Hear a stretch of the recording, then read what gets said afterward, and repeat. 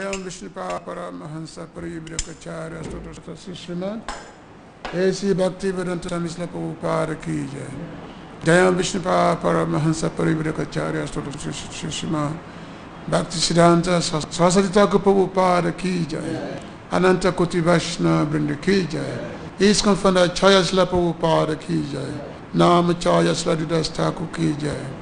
Prem se kau Sri Krishna Chaitanya Prabhu Nityananda Sri Abhita Gadhara Sivachari Gaura Bhakta Vrinda Ki Jai. Sri Radha Krishna Gopa Gopinath Shyama Kunda Radha Giri Govardhan Ki Jai. Vrindavan Dham Ki Jai. Mayapur Dham Ki Jai. Joka Dham Ki Jai. Jagannath Dham Ki Jai. Ganga Maya Ki Jai. Tulsi Devi Bhakti Devi Ki Jai. Sri Nitai Gaurachandra Ki Jai. Sri Krishna Balaram Ki Jai. Shara Shamasundar Ki Jai. Harinam Sankirtan Ki Jai. Samaveta Bhakta Vrinda Ki. Nitai Gopi Manandi. All glory to the assembled devotees. All glory to the assembled devotees. All glories to the assembled devotees. All glories to the lotus feet of Sri Sri Guru Gauranga.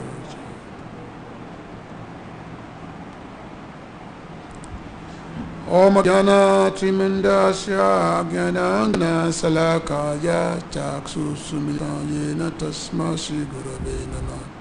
Sri Chaitanya Manobishtan Stapitayena Bhutale Sayarupa Kadamaya Dadati Swagatikam Vandeham Sri Guru Sritam Padakamalan Sri Guru Vaishnavasya Sri Rupan Sakajatan Saganam Raghunatan Tapitan Sajivan Sadhuitam Savadutam Pajana Saitam Sri Krishna Chaitanya Devan Sri Radha Krishna Padasahana Lalita Sri Vishakavitam Scha He Krishna Karuna Sindhu Dina Bandhu Jagatpati Gopesha Gopika Kantu Radha Kanta Namastute Tapta Kanchana Gorange Radha Bindamanitsvai Vishabhanu Sute Devi Pranamani Hari Priye Vanchakaparubhyascha kripa sundribhyaivacha patitana pavanobhyo vaishnavebhyo namo namah. Namo Mahavadanyaya Krishna Premapadayate Krishnaya Krishna Chaitanya Namne Gauradasya Namah. Sri Krishna Chaitanya Prabhu Nityananda Sri Advaita Gadadhara Sivasadi Gaura Bhakta Vrinda.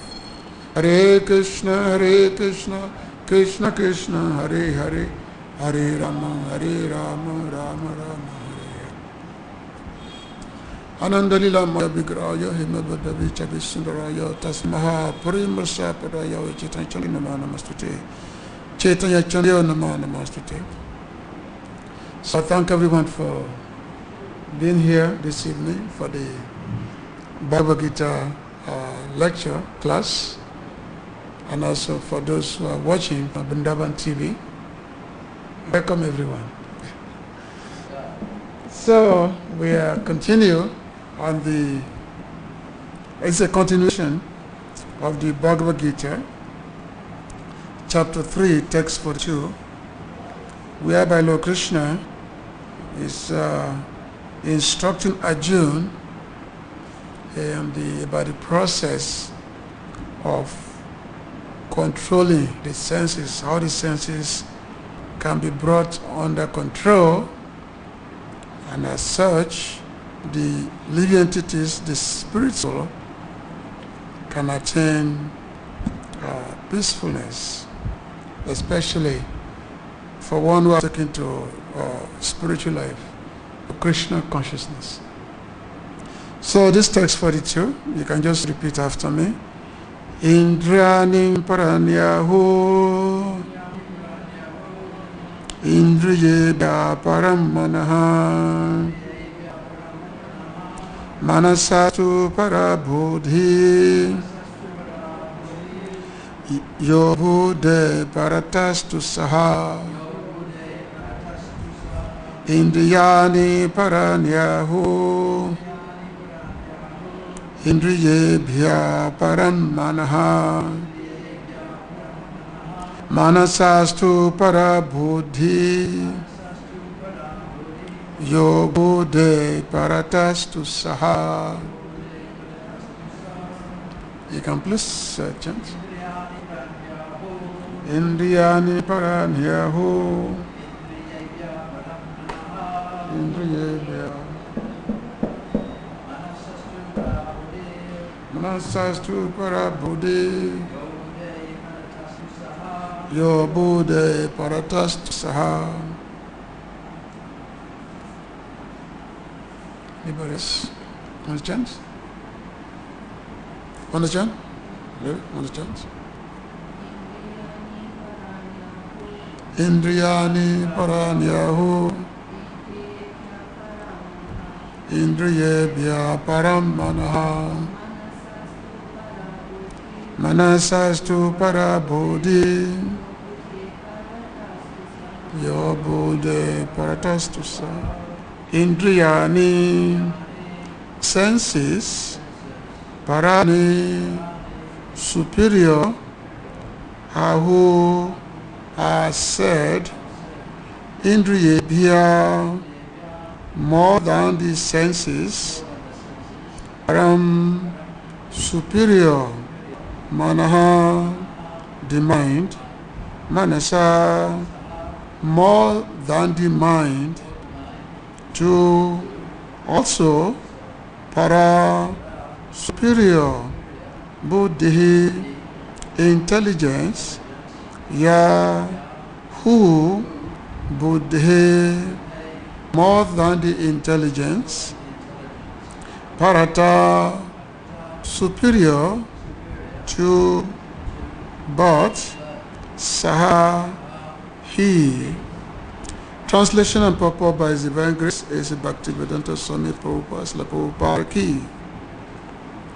The working senses are superior to dull matter. Mind is higher than the senses. Intelligence is still higher than the mind. And he, the soul, is even higher than the intelligence. Purport. The senses are different outlets for the activities of lust.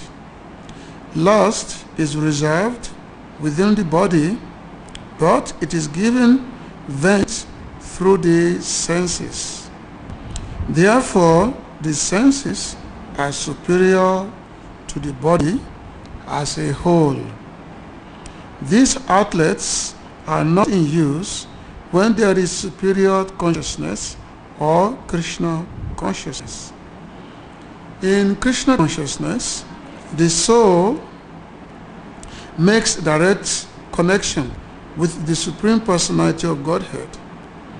Therefore, the hierarchy of bodily functions, as described here, ultimately ends in the Supreme Soul. Bodily action means the function of the senses, and stopping the senses means stopping all bodily actions. But since the mind is active, then even though the body may be silent and at rest, the mind will act as it does during dreaming. But above the mind is the determination of the intelligence, and above the intelligence is the soul proper. If therefore the soul is directly engaged with the Supreme, naturally all other subordinates, namely the intelligence, mind and senses, will be automatically engaged.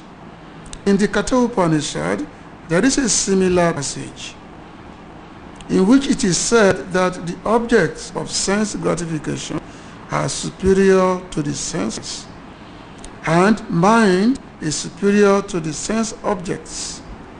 If therefore the mind is directly engaged in the service of the Lord constantly, then there is no chance that the senses will become engaged in other ways. This mental attitude has already been explained. If the mind is engaged in the transcendental service of the Lord, there is no chance of its being engaged in the lower propensities. In the Katha-upanishad, the soul has been described as Mahan, the great. Therefore, the soul is above all, namely the sense objects, the senses, the mind, and the intelligence. Therefore, directly understanding the constitutional position of the soul is the solution of the whole problem. With intelligence, one has to seek out the constitutional position of the soul and then engage the mind always in Krishna consciousness. That solves the whole problem. A neophyte spiritualist is generally advised to keep aloof from the objects of the senses. But aside from that, one has to strengthen the mind by use of intelligence. If by intelligence one engages one's mind in Krishna consciousness by complete surrender unto the Supreme Personality of Godhead, then automatically the mind becomes stronger. And even though the senses are very strong, like serpents, they will be no more effective than serpents with broken fangs. But even though the soul is the master of intelligence and mind, and the senses also, still, unless it is strengthened by association with Krishna in Krishna consciousness, there is every chance of falling down due to the agitated mind. Indriyani praniyahu, indriyebhya paranmana, manasastu parabudhi, yo buddhi paratastu saha. The working senses are superior to dull matter. Mind is higher than the senses. Intelligence is still higher than the mind. And he, the soul, is even higher than the intelligence. So Lord Krishna is giving instruction to Arjuna about this process. Actually, this chapter has been described as Karma Yoga. Karma Yoga, which means the engagement in activities.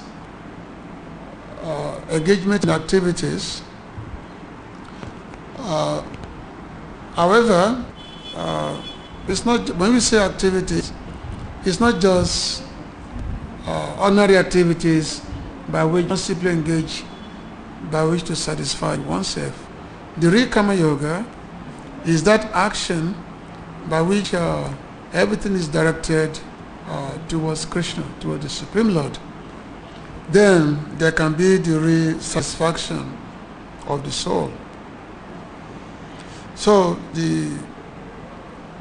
what's being explained here is the fact that the soul, the living entity, being in the material world,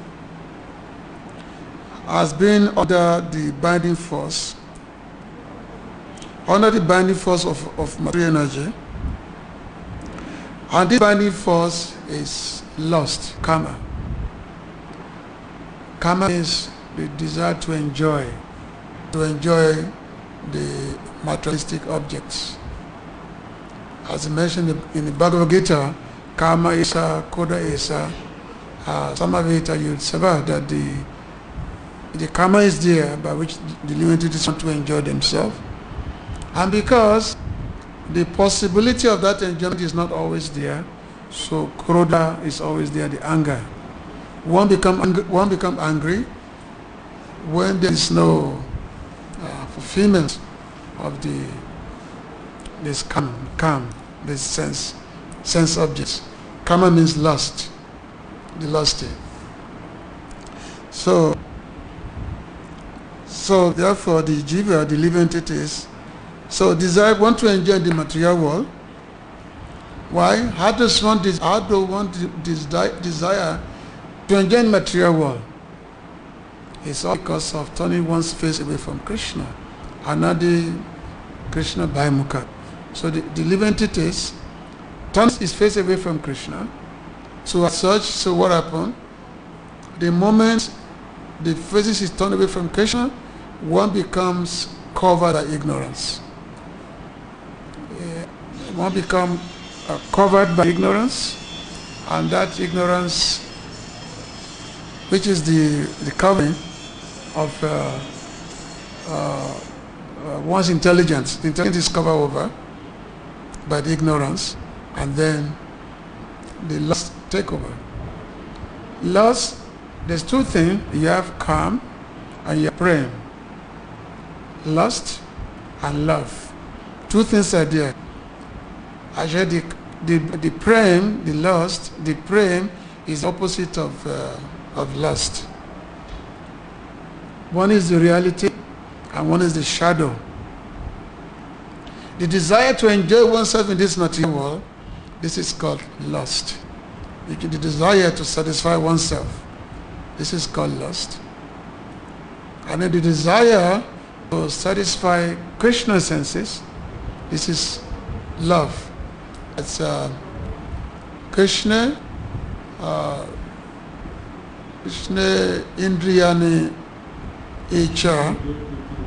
Yeah, Krishna Indriyani Priti Vansa. Tare Krishna Premnam. So which means the desire to enjoy, to satisfy Krishna's senses, that is prem. And then Indriya Priti Icha.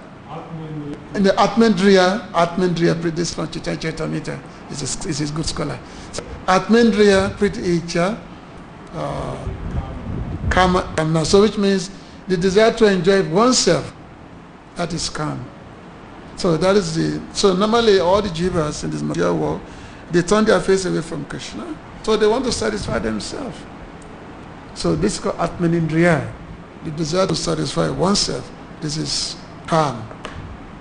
And this calm has been keeping the living entities in the material world, because one wants to enjoy oneself, and through the elements of using the senses, the mind, and all that. So whereas, as they said, the consuming factor is calm, which the jiva sees himself as the enjoyer. That's the consuming factor.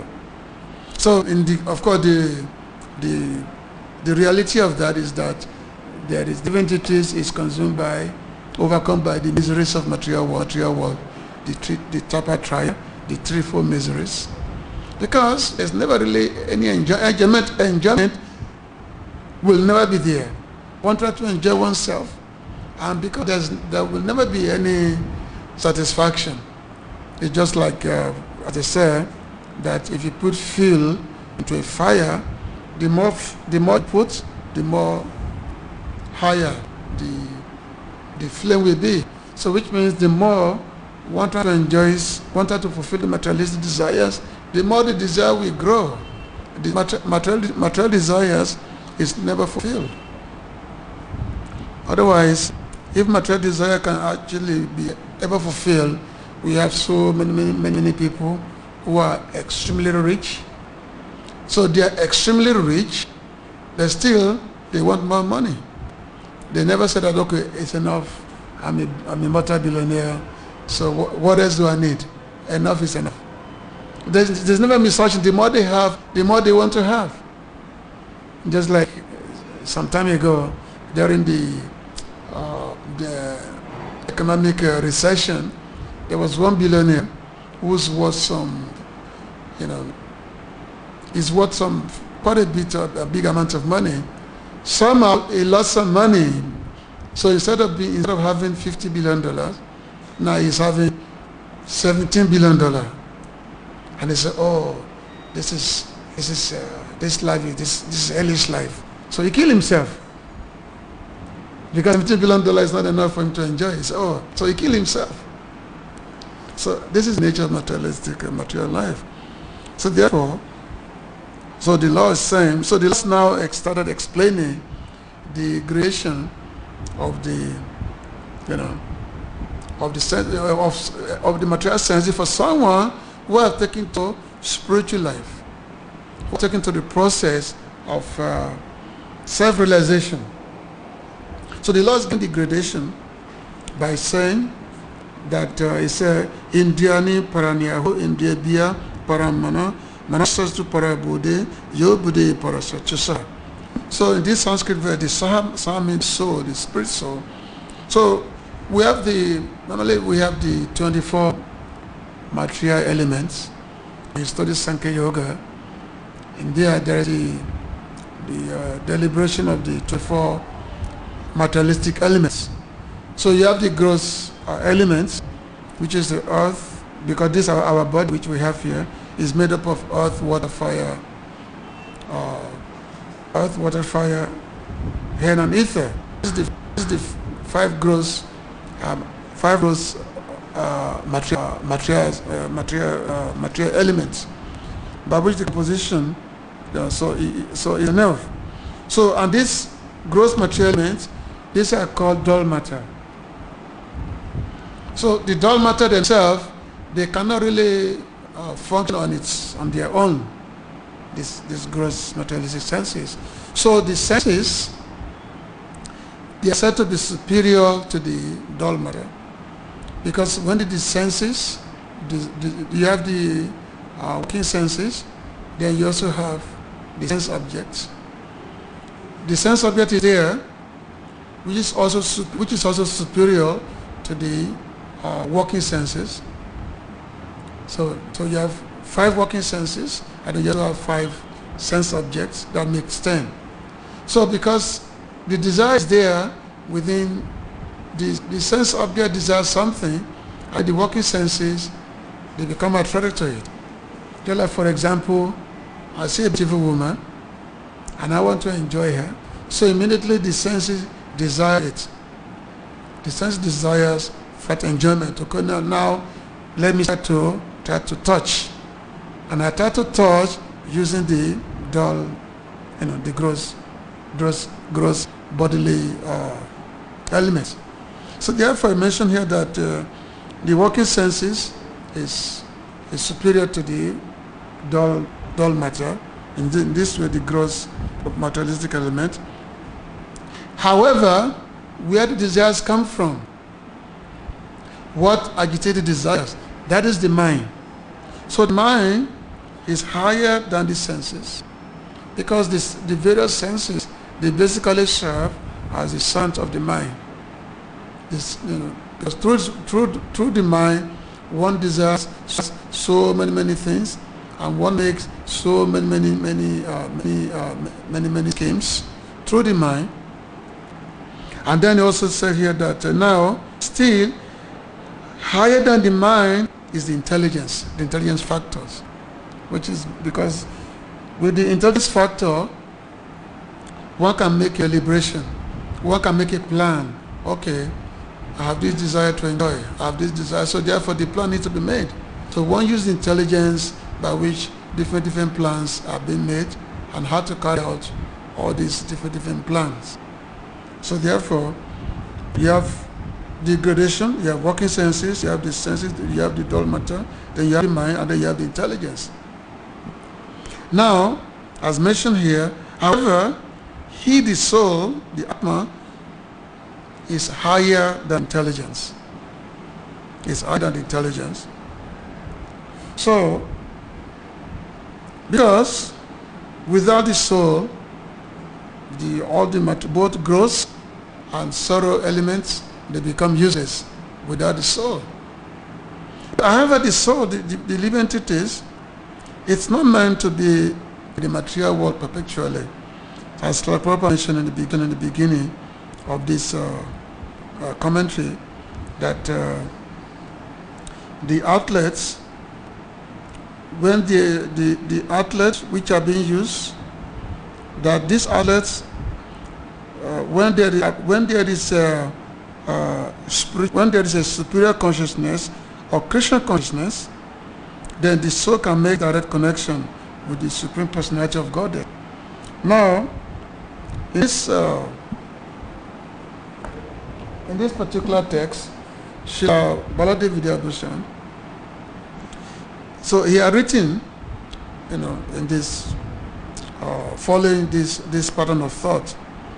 So he said that the wise, they say that the senses are superior to the body made of 5 gross elements.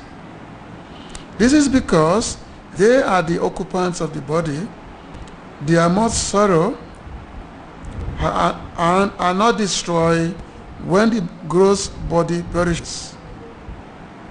Because basically, when one gives for the body, when it's time for leaving the body comes, normally the sorrow body do not die, only the gross body dies.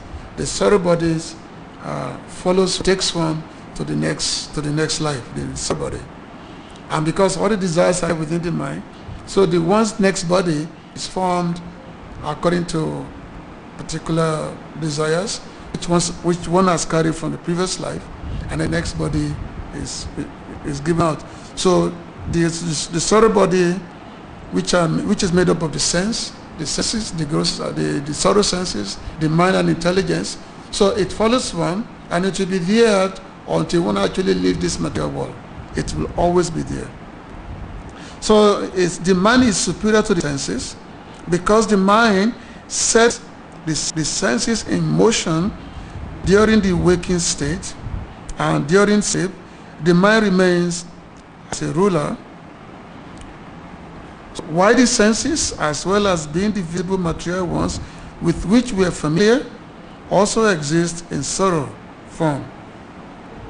Just like when we sleep at night, the body become basically when we go to sleep, the body become very much non-existent. But the mind is always active, basically. And just like sometimes when we're in a dreamy state, we have different impressions which has been made to the mind. So the mind is always functioning, whereas the gross body does not. So, but the mention here is that intelligence is superior to the mind because the intellect's function of determining truth brings about the mental function of decision, sankappa. That which is superior to the intelligence is the jivatman residing in the body, whose very form is knowledge. So, being realized as distinct from the body, senses, mind, and intelligence is the cause of complete destruction of lust. So basically, which means if one is able to control the senses, the mind, with the proper utilization of one's intelligence, then the lust can be brought under control. So, like Srila Prabhupada made mention of Katha, there's a verse in the Katha Upanishad which basically describes the same thing. So in that verse it says, Indriya parariyata atebhyas chapara manaha manasastu para buddhi buddhi atma maham parao.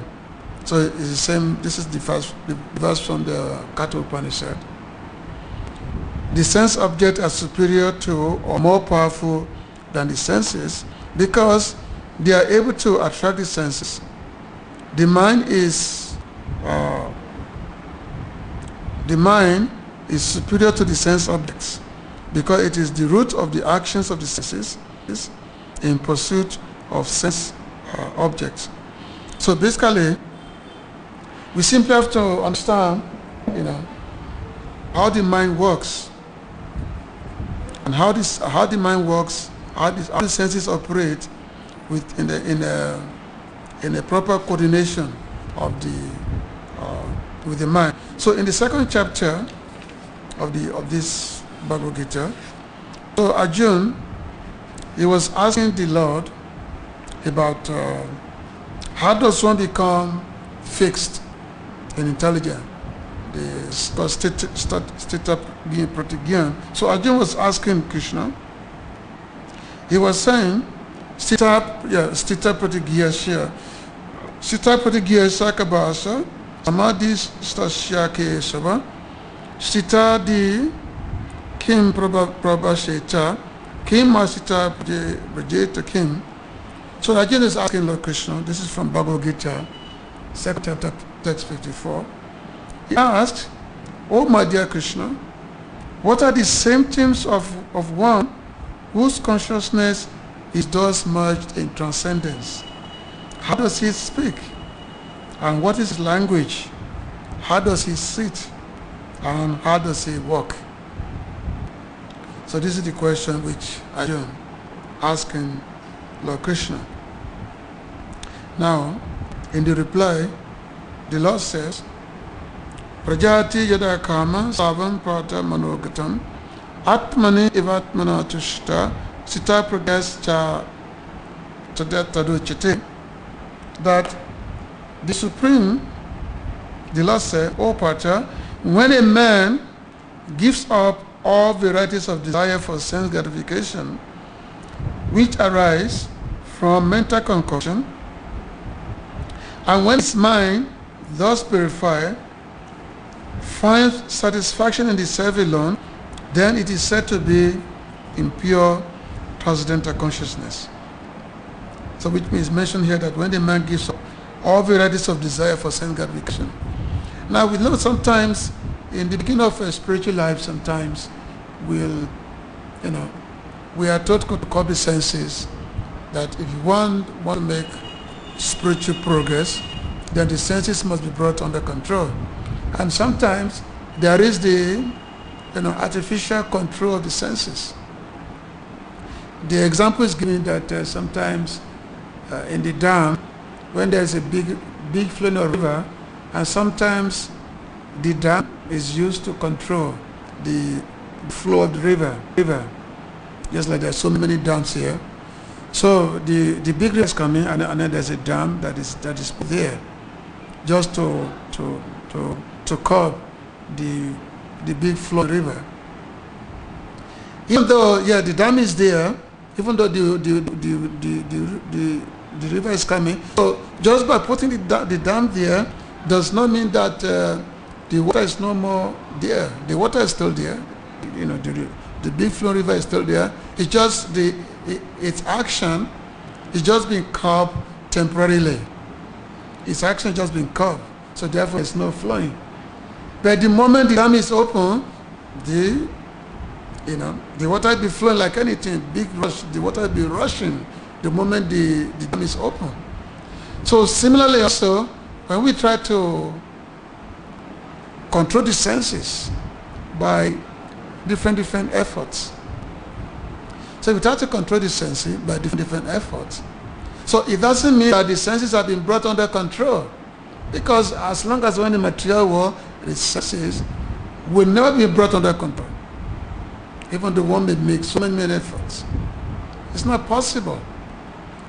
However, as mentioned, just like before I come to this next section here, that let's say we are temple brahmachari, we send a temple, when the temple there is no we stand brahmachari ashram, there's no presence of the female is there, we don't see the female form. So therefore, because the mind is not senses, the mind is not agitated because the forms is not there, But the moment we go out on the road, we see females and the form, then the senses become attracted. Then the desire to enjoy is there. So which means the senses will always be there, the mind will always be there. There was a good story one time. There were two brahmacharis. They were walking on the path. They were walking, and these two brahmacharis, as they were going, they came near a river. And as they came near the river, just before they were crossing the river, there was a young lady who needed to cross the river. So this lady asked for their help. So one of the brahmacharis said, "Yes, okay, I will help you. So this brahmachari, he carries the young ladies on his back and then cross the river. So after crossing the river, the lady, she went away, and these two brahmacharis, they were going. So after a long period of time, the other brahmachari asked the other one who had taken the lady on his back. He said, I cannot believe that you actually did that. Carrying a woman on your back? I can't believe you actually did that. So the person, the brahmachari who had carrying the lady on his back, he replied, he said, well, I carried the lady on my back for only a few minutes, but you've been carrying her on your mind for more than 1 hour. So you see, I carried only a few minutes and it was gone, but you have been carrying her because you have been thinking about how could this be, carrying this lady on his back, he carrying this lady, how could this be, how could this be? Keep thinking about this. He said that you've been carrying her on your mind for more than an hour. So just say, so where is the sense control here? So which brought us to the point that unless one develop a higher taste, unless the higher taste is developed, then there'll be no question of giving up the desire for the lower taste. So in one of the Shruti said that Rishikesh Sevana, what is Sevana Uchite, that Rishikesh is that because Krishna is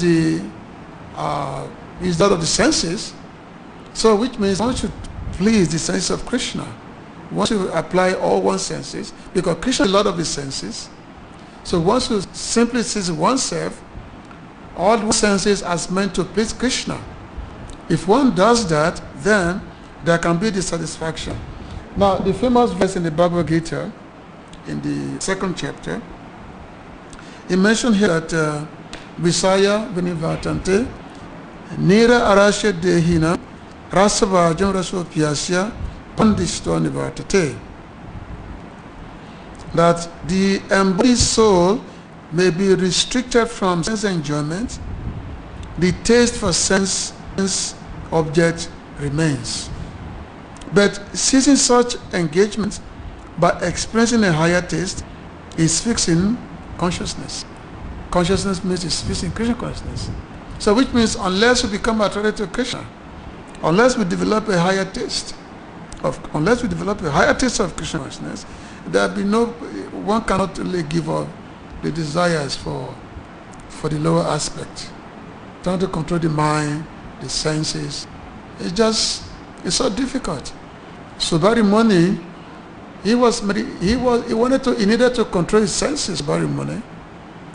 So Subari Muni, he said, for me to control my senses, I should go underneath a river and perform my meditation.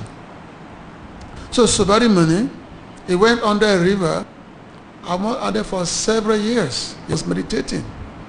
For several years of meditating. So one time, he just opened his eye, because normally when you meditate, the eyes are closed. So he just opened his eye, and then he saw two fishes. They were copulating. At the moment he saw the fishes copulating, the desire for sex, for lust, it comes on in his mind. It comes out. He said, "Oh, now I must enjoy a woman. I must enjoy a woman." So he came out of the river and went to King Mandata. He went to the King Mandata that, give me one of your daughters to marry. So the king said, well, I'm glad you have come. You are a great sage. I have no problem with that. But I have 50 daughters who all are very, very beautiful. But I don't think any of my daughters would be willing to marry you. Just look at your family. So everything's so twisted up, because he has been under the water for dozens of years, So which means his body is completely all rusted. He said, I don't see, the king said, I don't think any of my daughters would be willing to marry you. So because he's a great sage, having a mystic power, he said, don't worry, no problem. So having a mystic power, so he transformed himself into a very young, handsome young man, become very, very super attractive. So the king called his daughters. So all the 50 of them came, and the king said that, okay, this person wants to marry you. So all the king's daughters, they said, oh, very, very attractive man. We all want to marry him. So all the 50 of them got married to the sage. So now, Subharimani now married to 50 daughters. So just see. A sage, he was meditating, performing so many austerities to control the senses, to control the mind. All of a sudden, because all these control are considered to be artificial, which means any attempt to control the senses and not aim at Krishna, they are simply artificial. Therefore, it's mentioned here that that one has to develop a higher taste, which means one must be attracted to Krishna. Attraction to Krishna must be there. So Srila Prabhupada, he had written, in the come to this verse, he said, unless one is transcendentally situated, it is not possible to cease from sense enjoyment. The process of restriction from sense enjoyment by rules and regulations is something like restricting a diseased person from certain types of eatables. The patient, however, neither likes such restrictions nor loses his taste for eatables. You are sick, you go to the hospital, doctor said that don't eat this, don't eat that, don't eat it, if you want to get better. So of course, you have to follow the doctor's advice because, if you want to get better, but that doesn't mean that you lose your desire for eating such items, because the moment you get better, you will start eating the same items again. That's the reality, So, Prabhupada said, similarly, sense restriction by some spiritual processes like Ashtanga Yoga, in the matter of Yam, Niyam, Asana, Pranayam, Pratyahara, Dharana, Dhyana, etc., is recommended for less intelligent persons who have no better knowledge. But one who has tasted the beauty of the Supreme Lord Krishna in the course of his advancement in Krishna consciousness no longer has a taste for dead material things. Therefore, restrictions are there for the less intelligent neophytes in the spiritual advancement of life. But such restrictions are only good until one actually has a taste for Krishna consciousness. When one is actually Krishna conscious, he automatically loses his taste for pale things. So which means we should not try to artificially control our senses unless Krishna factor is there. Normally when devotees, when they chant, when they're in each association when they're in each association, each other's association, they're discussing Krishna Katha, the topics about Krishna. So they become enlightened by such discussions. They become the senses awakened by such discussion about Krishna Katha. So the senses become awakened. They chant Krishna's name. They sing, dance, and the kirtans. Like Rupa Goswami is saying that, by hearing Krishna's name is so sweet that one desires to have millions and millions of years because it's so sweet. And by chanting the Krishna's name,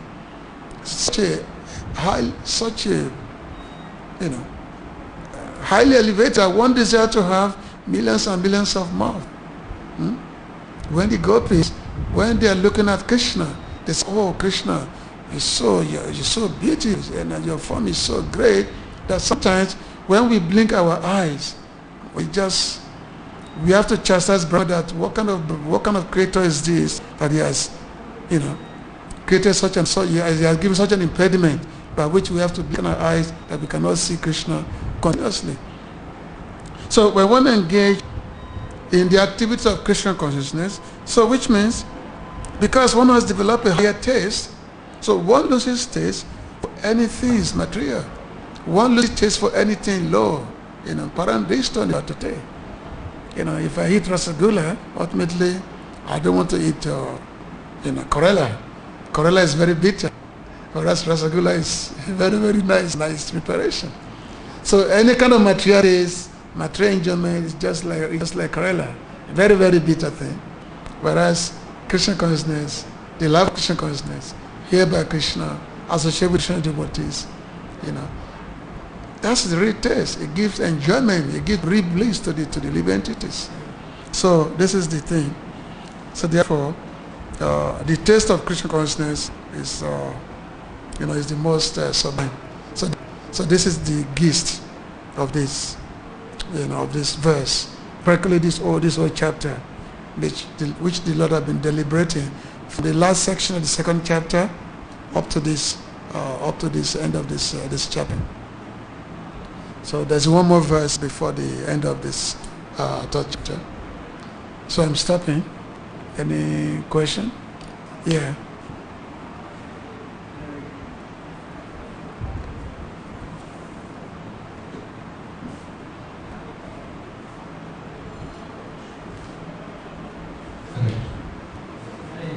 Where are all our material desires coming from? Because mostly we don't know what we desire until we desire it. Yeah. Where are material desires coming from? Because the living entity always have to have desire. Desire always have to be there. Now, the desire is, the material desires come out of ignorance, the ignorance of our real identity. So ignorance is the main factor, the ignorance. Because of that ignorance of the reality that we are part of Krishna. As I said at the beginning, that the moment we turn our face away from Krishna, the ignorance covers us. Then the loss comes in. The loss that we want to enjoy. So ignorance is basically the cause of material desire. Is the ignorance. What's the immediate cause? I mean, could be regarded as a remote cause. What's the immediate cause? No, immediate cause is ignorance. The reality. That's the immediate cause. Or you have that's the cause of material desires.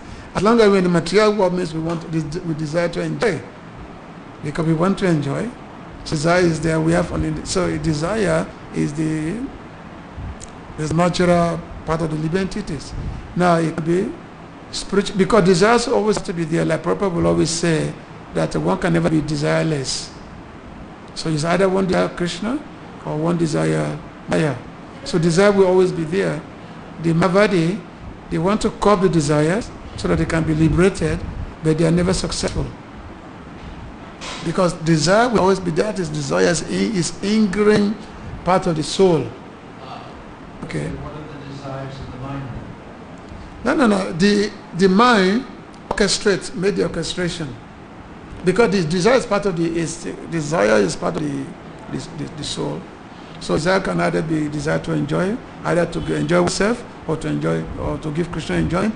But the mind, because the mind works with the senses. So therefore the mind makes all the arrangement. Sometimes sankapa, vikapa, sometimes something is acceptable, sometimes something is unacceptable. But so desire is there, and that desire is situated within the mind. So basically, if we're able to control the mind, then desires can be curbed. If the mind is able to be controlled. So basically, the desires is intricate with the mind, and then work with the senses. The senses make all the arrangements by which to fulfill the particular desire. So the senses make the proper arrangement that way. So desire is there, always there, part of the soul. We cannot.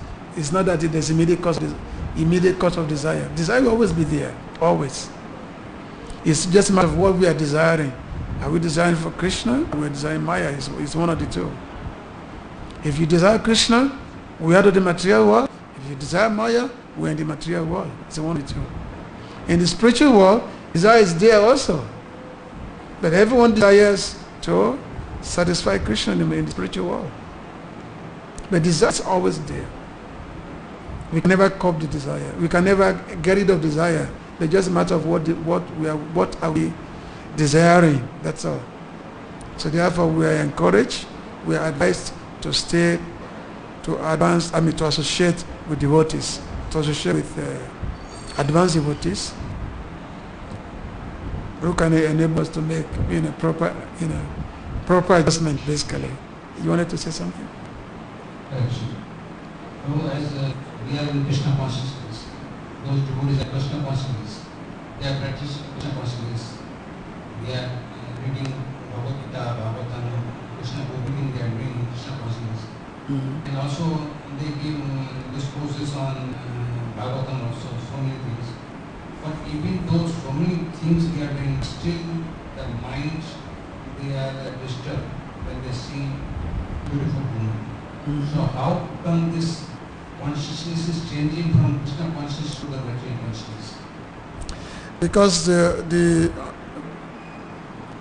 living entities is fundamentally weak. Even those we are fundamentally weak, even though we have taken to spiritual life. So that weakness is always there, and that weakness, so we always get overcome by,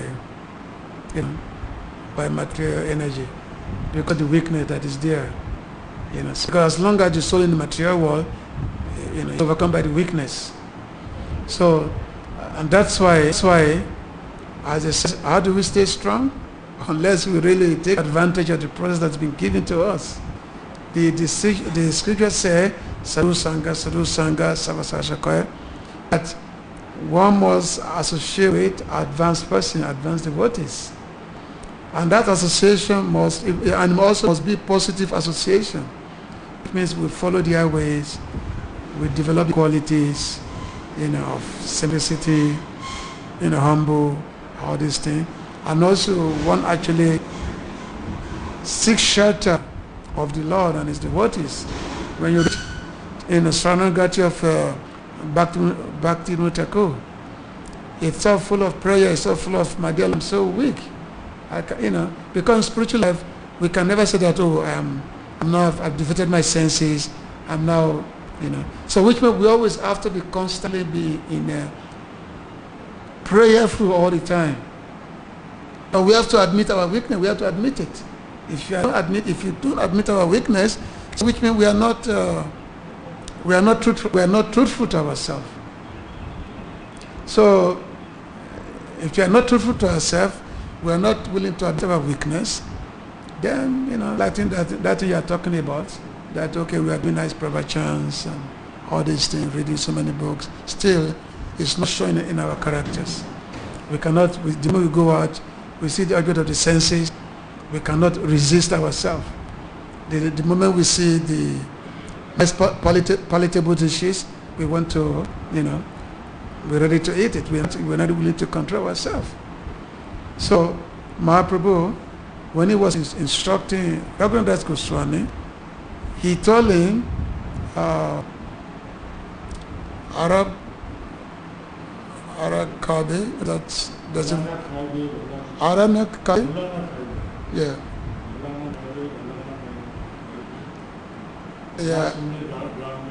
Yeah, that do not eat palatable food, do not wear luxurious clothes, don't talk nonsense, Sunya, Grandya Sunya Kata, do not talk nonsense, and always be humble, that in this way you'll be able to attain Krishna's mercy. So this is instruction. This is the only instruction that Prabhupada gave to Raghunath Goswami. When Raghunath Goswami, after he renounced everything, he renounced his home, he went, everything he gave up. He was, he came from a very rich family. He had so much wealth. He gave up everything. So he went to Puri, and then Mahaprabhu put him under the shirt of Swarup Damodara. And then Swarup Damodara asked Mahaprabhu that Raghunath Das Goswami would like to ask a question. And then Mahaprabhu, gave this advice. So basically, as devotees, we have to do the right thing. Therefore, these examples in the scripture, like Chittamrita. So if we do these things, if we are not attached to gratify our mouth, voracious eaters, or we're not, if we try to live simple life, simplicity, then this problem you are talking of will not come. But unfortunately, because of our weakness, and we're not taking advantage of the process, so this is there. That's there. So basically, it's up to individual devotees. But what is it? What sadhu? Sadhu is the real sadhu is. I know, but the real sadhu is very, very rare. Just because we are together doesn't mean that I'm a sadhu. The real sadhu. See, you are with the real sadhu. The atmosphere is very auspicious. A real sadhu, it makes atmosphere very auspicious. Not just because we are same devotees doesn't mean that we are sadhu sangha. No. Because if you see the real sadhu, they are very, very attached to Krishna. And they don't like to waste a moment without Krishna consciousness. And whatever they actually, as they say, they are the ornament of the universe. For example, if you are in the presence of Prabhupada, everything is totally different, So, not that because, not by the dress, it's sadhu is not known by the dress. Just because I'm wearing a dress, Kamala, that does not make me sadhu. There are so many Kali chelas, who pass on, who make people think they are sadhus. It doesn't mean they are sadhus. So we really have to search out for the sadhus. We have to beg Krishna to please lead us to a rich sadhu. Because if we get a rich sadhu sangha, our life will be different. That's a fact of life, it's personal experience. If a rich sadhu sangha, our life will change. That's a fact. So if you don't have it, we have to pray for it. We have to cry for it if you don't have it. Okay. With your permission, I would like to use this. Huh? With your permission, I would like to some comment on that question. Okay, sure. Like when we say like we have been a lot of sadhus and we are in this moment from 40 years and 41 years. Mm-hmm. But when we see our presence in material world from time immemorial, Yeah. we are associated with material energy from time immemorial. Mm-hmm. That impression already there in the mind. Yeah. Of every life, whichever life you have, the mind and everything goes with us. Mm-hmm. So that impression will take time to go. Yeah, that takes. Just 20 years or 3 years in Krishna consciousness is not such a big deal. Yeah, exactly. Yeah. You have to associate your devotees Mm-hmm. and take their instructions. That's what Prabhupada says in the last part of this book. That they have to stay in association with the devotee all the time. Association means like we are hearing from Srila Prabhupada now. We are taking association with Srila Prabhupada. And then take that as instruction in the life. Mm-hmm. Like you said, Bhavana, you gave that very hard as always. So this is like instruction from this class. Yeah, it's exactly. So that impression will take time to do. Yeah, because of a fundamental weakness, it takes time. Like, again, we have to keep doing it. We cannot give up. That's the thing, We have to keep doing it, and then eventually the Lord will be merciful on us. Eventually, the Lord will be merciful. Okay, thank you very much. Chila Prabhupada ki Jai. Hare Krishna.